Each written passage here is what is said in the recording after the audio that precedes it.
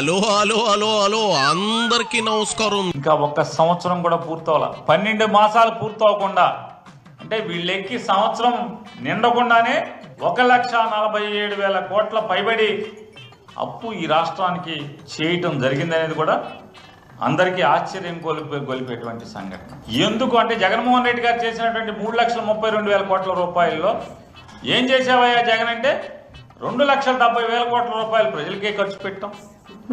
కరోనాలో 30,000 కోట్ల రూపాయలు, కరోనాలో ప్రజల యొక్క ఆరోగ్యాన్ని కాపాడటం కోసం 30,000 కోట్ల రూపాయలు ఖర్చు పెట్టడం జరిగింది. ఈ రాష్ట్ర ప్రజల ఇచ్చిన మాట నెరవేర్చుకోవడం కోసం 2 లక్షల ఉద్యోగాల కల్పన, ప్రభుత్వ ఉద్యోగాల కల్పన చేయడం జరిగింది. ఆ జీతాలు పెరిగినాయి. ఈ రాష్ట్రంలో అనేక 3 పోర్టుల నిర్మాణం శరవేగంగా జరుగుతుంది. ఆ తీసుకున్నది అప్పు జగన్మోహన్ రెడ్డి గారి ప్రభుత్వమే. బేషుగ్గా చెప్పవయ్యా పేరుని. డబ్బంతా జగన్ రెడ్డి బాటలు నొక్కాడంటున్నావు, మరి లబ్ధి పొందిన జనం ఏంటి? మీకు ఓట్లు వేయలేదు. జనం ఏమనుకుంటున్నారో చెప్పనా? ఇచ్చిన డబ్బు మేము పన్నుల ద్వారా కట్టిందే కదా, ఎవడబ్బ సొమ్ము తీసి మాకు ఇవ్వలేదు కదా అనుకుంటున్నారు. జనానికి కావాల్సింది మీరిచ్చే చిల్లర కాదు, రాష్ట్రాభివృద్ధి, పెట్టుబడుల తర్వాత ఉద్యోగ ఉపాధి అవకాశాలు.